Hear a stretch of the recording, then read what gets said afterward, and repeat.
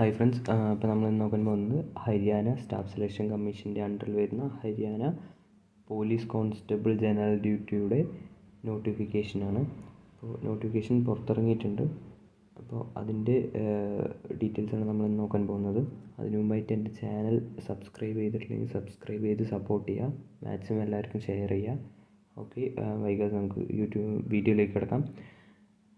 അതിൻ്റെ ഈ ആപ്ലിക്കേഷൻ തുടങ്ങുന്ന ഡേറ്റ് എന്ന് പറഞ്ഞു വെച്ചാൽ 20/2/24 ക്ലോസിങ് ഡേറ്റ് എന്ന് പറഞ്ഞു വെച്ചാൽ 21/3/24. അതായത് ആപ്ലിക്കേഷൻ തുടങ്ങാൻ സ്റ്റാർട്ട് ചെയ്ത് കഴിഞ്ഞു. സോ എത്രയും വൈകാതെ തന്നെ നമ്മൾ ആപ്ലിക്കേഷൻ അയക്കുക. ഡേറ്റ് 21/3 വെച്ചിട്ടിരിക്കരുത്. വൈകിയാൽ സൈറ്റ് ബ്ലോക്ക് ആവാനുള്ള ചാൻസ് ഉണ്ട്. അപ്പോൾ ഈ നോട്ടിഫിക്കേഷൻ ഇത് ടേബിൾ ഓഫ് കണ്ടൻസ് ആണ്. ഇത് 23 പേജുള്ള ഒരു ആപ്ലിക്കേഷനാണ്. നമുക്ക് ആവശ്യമുള്ള കാര്യങ്ങൾ മാത്രം ഞാൻ പറഞ്ഞു പോകാം. അപ്പോൾ ആദ്യം തന്നെ പോസ്റ്റിൻ്റെ കാര്യം നോക്കുകയാണെങ്കിൽ ടോട്ടൽ 6000 പോസ്റ്റിനാണ് വിളിച്ചിട്ടുള്ളത്. അതിൽ 5000 മെയിൽസിനും 1000 ഫീമെയിൽസിനുമാണ് വിളിച്ചിട്ടുള്ളത്. പിന്നെ ആദ്യമേ ഒരു കാര്യം പറയാം, നമ്മൾ കേരളത്തിൽ നിന്ന് അപ്ലൈ ചെയ്യുന്നത് കൊണ്ട് നമുക്ക് യാതൊരുവിധ റിലാക്സേഷനും കിട്ടാൻ പോകുന്നില്ല. സോ നമ്മളൊരു ജനറൽ കാൻഡിഡേറ്റ് ആയിട്ടായിരിക്കും അവിടെ ആപ്ലിക്കേഷൻ പോവുക. സോ നമ്മൾ കേരളത്തിൽ നിന്നാകുമ്പോൾ ജനറൽ കാൻഡിഡേറ്റ് ആണ്. സോ മെന്നിന് ഇവിടെ ജനറലായിട്ട് വേക്കൻസി എന്ന് പറയുന്നത് 1800 സോ മെയിൽസിൻ്റെ വേക്കൻസി 1800 ഫീമെയിൽസിൻ്റെ വേക്കൻസി 360 കേരളത്തിലുള്ളവർക്ക്. പിന്നെ എഡ്യൂക്കേഷണൽ ക്വാളിഫിക്കേഷൻ പറയുകയാണെങ്കിൽ 10th + 2 പാസ്സായിരിക്കണം. അത് ഏത് സ്റ്റേറ്റിൽ നിന്നായാലും കുഴപ്പമില്ല, 10th + 2 പാസ്സായിരിക്കണം. പക്ഷേ ഒരു കാര്യം എടുത്ത് പറയുന്നുണ്ട്, +2 ഹിന്ദി ഓർ സാൻസ്ക്രിറ്റ് ഒരു സബ്ജക്റ്റായി പഠിച്ചിരിക്കണം. അത് എടുത്ത് പറയുന്നുണ്ട്, അത് മെയിനാണ്. പിന്നെ no extra weightage will be given to the higher education.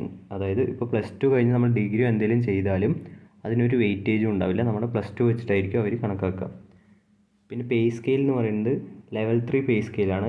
21,700 രൂപ മുതലായിരിക്കും സാലറി സ്റ്റാർട്ട് ചെയ്യുക. പിന്നെ ഏജ് എന്ന് പറയുന്നത് 18 to 25 വയസ്സ് വരെയാണ്. 1/2/2024 എന്ന ഡേറ്റ് വെച്ച് കണക്കാക്കുമ്പോൾ 18 to 25 വയസ്സിനിടയിലുള്ളവർക്കാണ് ഈ പോസ്റ്റിലേക്ക് അപ്ലൈ ചെയ്യാൻ സാധിക്കുക. പിന്നെ ഏജ് റിലേക്സേഷൻ കേരളത്തിലുള്ളവർക്കില്ല.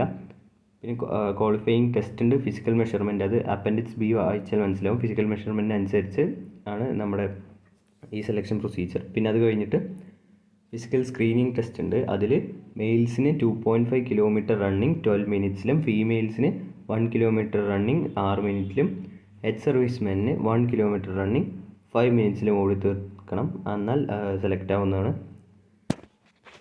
പിന്നെ നമുക്ക് ഇതിൻ്റെ സിലബസ് കാര്യങ്ങളെല്ലാം പറഞ്ഞിരിക്കണം. ഞാൻ എന്തായാലും നോട്ടിഫിക്കേഷൻ ലിങ്ക് ഡിസ്ക്രിപ്ഷനിൽ കൊടുത്തേക്കാം, അതൊന്ന് നോക്കി വായിച്ചാൽ മതിയാവും.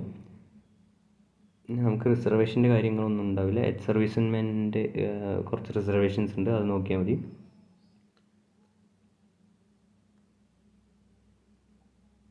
പിന്നെ അപ്ലൈ ചെയ്യുന്നതെന്ന് വെച്ചാൽ ഓൺലൈനായിട്ടാണ് അപ്ലൈ ചെയ്യേണ്ടത്. അപ്പോൾ പിന്നെ നമുക്കറിയേണ്ട ഇത്രയും ഡോക്യുമെൻറ്റ്സാണ് അവിടെ അപ്ലോഡ് ചെയ്യേണ്ടത്. സ്കാൻഡ് കോപ്പി, അതായത് 10th +2 സ്കാൻഡ് കോപ്പി വേണം. പിന്നെ ഈ 10.2 പറഞ്ഞെങ്കിൽ നമുക്ക് ആവശ്യമില്ല. പിന്നെ സോഷ്യോ എക്കണോമിക് റൈറ്റ് 10.3 നമുക്ക് ആവശ്യമില്ല. 10.4 സ്കാൻഡ് ഫോട്ടോഗ്രാഫ് ആവശ്യമുണ്ട്. 10.5 സ്കാൻഡ് സിഗ്നേച്ചർ ഓഫ് കാൻഡിഡേറ്റ് ആവശ്യമുണ്ട്. പിന്നെ ഹയർ ക്വാളിഫിക്കേഷൻ 10.6 നമുക്ക് ആവശ്യമുണ്ട്. 10.7 വേണ്ട. 10.8 ഇക്വാലൻസ് സർട്ടിഫിക്കറ്റ് അതും വേണ്ട. പിന്നെ 10.9 EW സർട്ടിഫിക്കറ്റ് അതും വേണ്ട. പിന്നെ 10.10 BC സർട്ടിഫിക്കറ്റ് അതും വേണ്ട.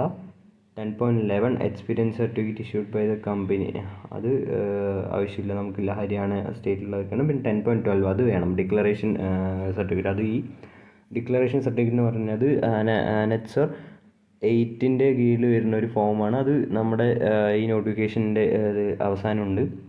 പിന്നെ 10 ഡിസ്ചാർജ് സർട്ടിഫിക്കറ്റ്, അത് ബാക്കിയുള്ള കാര്യങ്ങൾ നമുക്ക് ആവശ്യമില്ലാത്തതാണ്. പിന്നെ ഇതൊക്കെയാണ് ഇതിൽ മെയിനായി നോക്കാനുള്ളത്.